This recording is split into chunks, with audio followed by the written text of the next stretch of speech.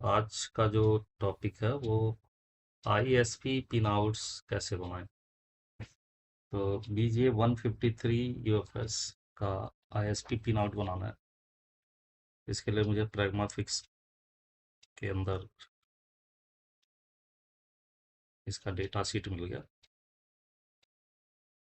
UFS IC में जो पिनआउट्स जरूरी होते हैं आईएसपी करते वक्त, वो TX0P, TX0N, RX0P और RX0N। साथ ही साथ कभी कभी हमें रीसेट की लाइन और क्लॉक की भी लाइन लगानी पड़ती है। तो F1 और F2 पे TXP और TXN। इसी तरह H1 H2 पे रेफरेंस क्लॉक, H2 पे रीसेट, K2 और K1। K2 पे RX OP, जिसे बोलते हैं RX0P और RX0N। तो देखते हैं बोर्ड पे भी हमें इसी तरह दिखाई देगा। ये जहाँ पे इसका गाइड मार्क है, बीच में एक डॉट है, ये इसके हिसाब से हम काउंटिंग करेंगे। ABCDEF। F1 पे TXOP है, F2 पे TX0N, इसी तरह GHI होता नहीं है, J, फिर K1 पे RX0N और K2 पे RX0। ये पिन आउट्स आपको सेव करके रख लेना चाहिए, जिससे कि फ्यूचर में भी कभी आपको चिप ऑफ करना हो, चिप ऑफ करते हैं तो आप कोई आईएसपी पिन आउट बना ले। अभी ये स्क्रैप बोर्ड था मेरे पास, तो सबसे पहले मैंने स्क्रैप बोर्ड से इसके टेस्ट पॉइंट निकालने की कोशिश किया है। मैंने नेट पे ढूंढा, S25G का मुझे कहीं पे पिन आउट नहीं मिल रहा था। तो मैंने सोचा एक स्क्रैप बोर्ड से ही बना के देखते हैं, और एक किसी पे एक छोटा सा इंफॉर्मेशन भी आपको मिल जाएगा इसी बहाने।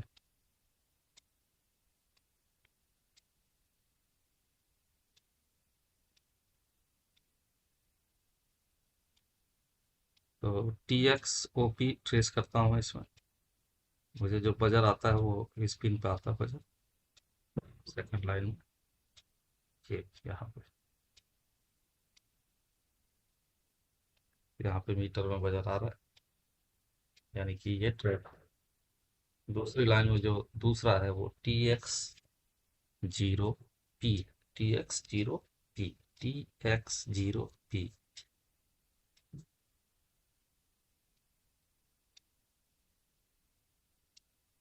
तो शोल्डर यहाँ पे बस इसलिए कर रहा हूँ कि एक निशान लग जाए कि यहाँ पे हमें TX0P मिला है।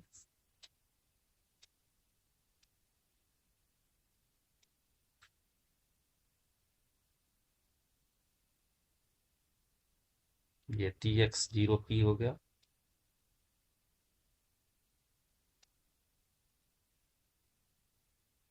मल्टीमीटर से फिर से चेक कर लेता हूँ, इसे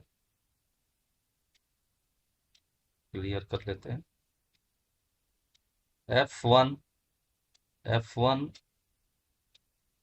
TX0P, ऊपर, हाँ ये वाला, ठीक है।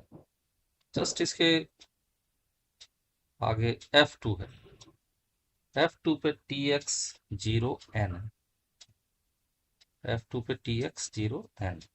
वो मिस्टेक से मैंने नीचे शोल्डर लगा दिया था, तो फिर से ऊपर इसका निशान लगा लिया। एक दो बार करते हैं तो याद भी हो जाता है कहाँ पे कौन सा टेस्ट पॉइंट है। 4 लाइन्स में, बहुत ज़्यादा लाइन्स नहीं है। TX0P, TX0N, RX0P, RX0N, ऐसे बना भी लेता हूँ। कि जो चीज़ें आप रोज़ सीखते हो उसका एक छोटा सा नोट्स बनाते रहो, तो उससे क्या होगा कि आपको याद रखने में ज़्यादा दिक्कत नहीं होगी।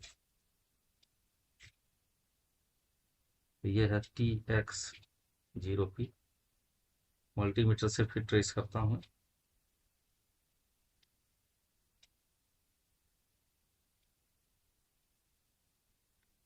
इसके जस्ट पहले इसके जस्ट पहले हमें TX0N भी मिल जाएगा। ये F2 TX0N,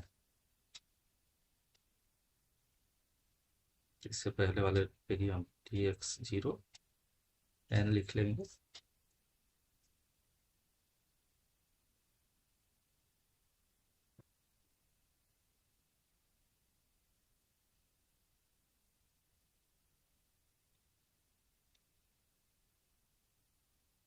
तो दो लाइनों का हमें पता चल गया, TX0P TX0N।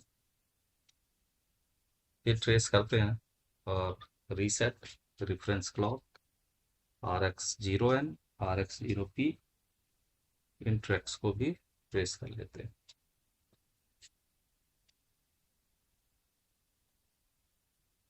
ये रीसेट की लाइन और ये रेफरेंस क्लॉक की लाइन।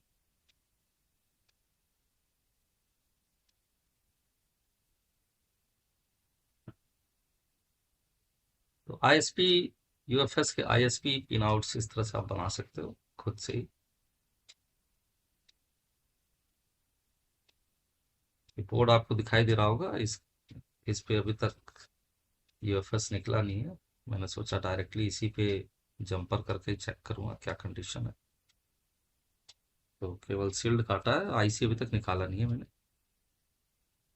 क्योंकि मेरे पास दूसरा स्क्रैप बोर्ड था और BJ153 UFS का डेटा शीट भी मिल गया बहुत इजीली। नहीं तो स्कीमेटिक डायग्राम से भी बना सकते थे। स्कीमेटिक डायग्राम से बनाते वक्त ध्यान रखना है कि RX0 वाली लाइन TX0 वाली लाइन का ही बनाना है आपको। डुअल लेन वाले जो UFS हैं उनमें RX1 वाली लाइन भी रहेगी, TX1 वाली लाइन भी रहेगी।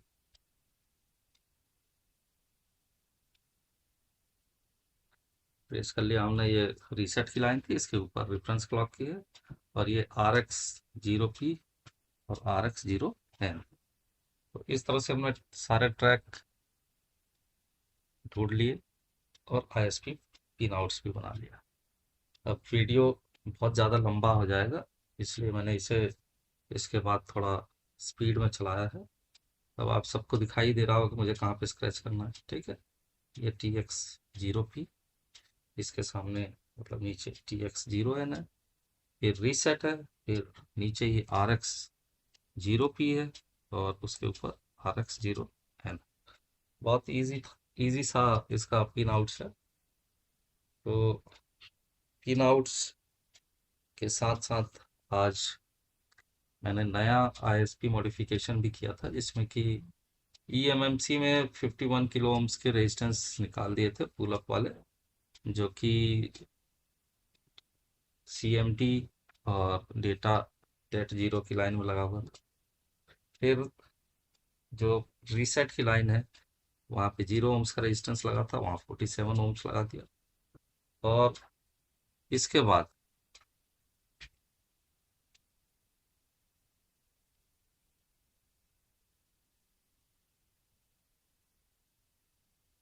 जो SPR स्विच लगाया था, SPR स्विच में मैंने 33 ओम्स के दो रेजिस्टेंस पैरेलल में लगाए, जिससे उनका जो टोटल रेजिस्टेंस वैल्यू है वो 116.5 ओम्स आया। तो पैरेलल रेजिस्टेंस इन पैरेलल, इसका फॉर्मूला आप सभी को पता ही होगा, 1/RT is equal to 1/R1 plus 1/R2। इतना भी ध्यान नहीं रहता है, तो आपको ये चीज़ समझ में आना चाहिए कि जो पैरेलल में रेजिस्टेंस होते हैं उनकी वैल्यू घट जाती है, जबकि सीरीज में जुड़ा हुआ रेजिस्टेंस का वैल्यू बढ़ता है। चलिए ISP पिन आउट्स करते हैं और देखते हैं कि ये कनेक्ट होता है या नहीं होता है। तो इसके बाद का जो वीडियो है वो थोड़ा फास्ट फॉरवर्ड रहेगा।